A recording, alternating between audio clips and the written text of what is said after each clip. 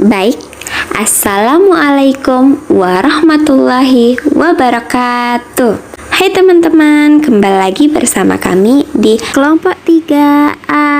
Nah, kali ini kita akan membahas tentang integrasi bahan ajar IPA menggunakan model Sambaret. Di mana di sini kita akan mencari tahu tentang pengertian IPA terintegrasi, tujuan dan manfaat IPA terintegrasi, dan integrasi bahan ajar IPA menggunakan model Sambaret. Teman-teman, apa sih itu IPA terintegrasi? Dalam bukunya Contextual Integrated Science, IPA terintegrasi disajikan berbasis pendekatan kontekstual, yaitu menghubungkan sains dalam kehidupan sehari-hari, bersifat personal dan langsung, menempatkan salah satu ide pokok, mengandung pemecahan masalah dalam penyajiannya. IPA disajikan dengan kesatuan konsep. IPA atau ilmu pengetahuan alam dapat dilihat sebagai bangunan ilmu, cara berpikir, dan cara penyelidikan. Di sini, IPA sebagai bangunan ilmu pengetahuan. IPA terdiri dari fakta, konsep, prinsip, hukum, dan teori. Bangunan ilmu ini bersifat satu kesatuan dan saling mendukung. Pola bangunan keilmuan dari fakta sampai dengan teori ini akan melahirkan arahan pola berpikir baik induktif maupun deduktif.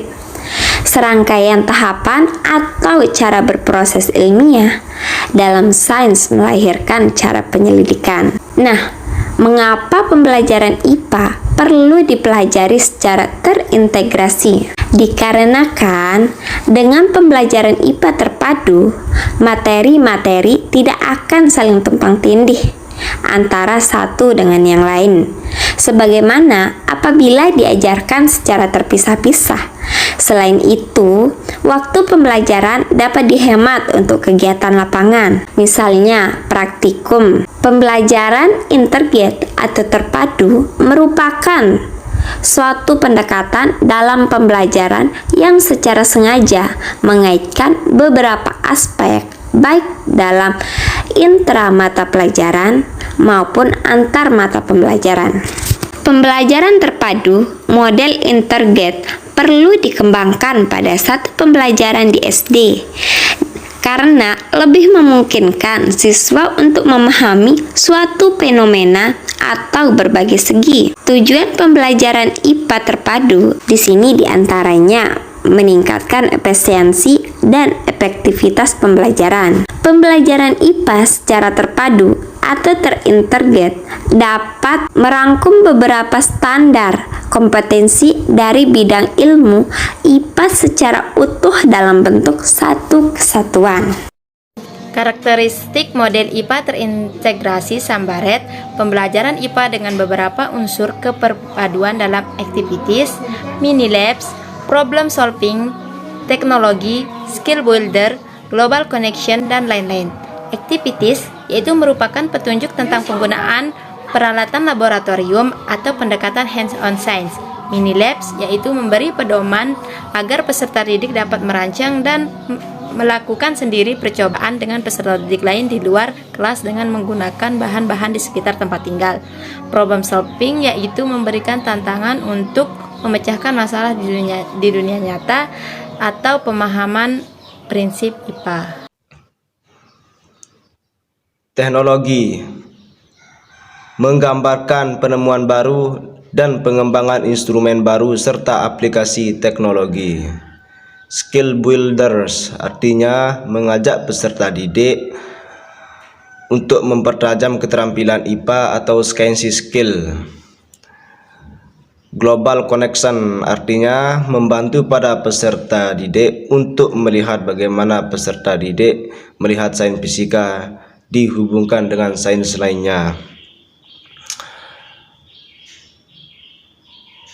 Careers artinya memberikan gambaran tentang pekerjaan atau karir apa yang berhubungan dengan konsep IPA yang dipelajari. Science and literature Memberi petunjuk artinya memberi petunjuk pada peserta didik untuk mengetahui bahan bacaan yang terkait erat dengan konsep yang dipelajari serta contoh-contoh seni yang berhubungan dengan konsep. Baiklah, di sini saya akan melanjutkan materi keempat, yaitu tentang contoh kurikulum IPA tentang materi yang diterapkan oleh Sambaret. Penerapan model Sambaret yaitu KD 4.6 kelas 7 tentang struktur sel hewan dan juga tumbuhan. Aspek yang dikerjakan yaitu aktivitas yang membuat hands-on science, membuat kemampuan kinestetis dan psikomotor. Nah, di sini bisa kita sama-sama lihat yang pertama yaitu materi pembelajaran, yaitu menjelaskan bagian-bagian organ tumbuhan beserta fungsinya, dan selanjutnya tujuan pembelajaran. Peserta didik mampu mengklarifikasi perbedaan antara sel, jaringan, organ, dan sistem organ pada tumbuhan. Nah, di sini juga teman-teman bisa lihat sudah disediakan gambar tumbuhan. Langkah-langkahnya sebagai berikut. Yang pertama, perhatikan gambar 1.8 di atas, dan yang kedua, sebutkan organ pada bagian tumbuhan yang ditunjuk, dan yang ketiga, identifikasilah letak organ tumbuhan beserta fungsinya. Keempat, catatlah hasil pengamatanmu pada buku tugasmu. Dan yang kelima, carilah informasi melalui buku, majalah, internet, maupun yang lain-lain. Nah, selanjutnya di sini saya akan memberikan satu contoh cara mengerjakan lembar kerja tersebut.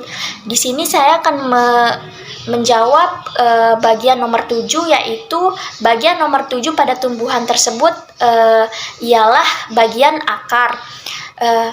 Bagian akar tumbuhan yang memiliki fungsi menyerap air dan unsur zat hara yang akan disalurkan ke bagian tumbuhan yang lain. Tumbuhan memiliki dua macam akar, ada yang memiliki akar tunggal dan juga ada yang memiliki akar serabut. Mungkin cuman itu yang dapat saya sampaikan dan kelompok saya sampaikan. Cukup sekian pemaparan dari kelompok kami. Terima kasih atas waktu dan kesempatannya. Wabillahi taufiq wal hidayah. Wassalamualaikum warahmatullahi wabarakatuh.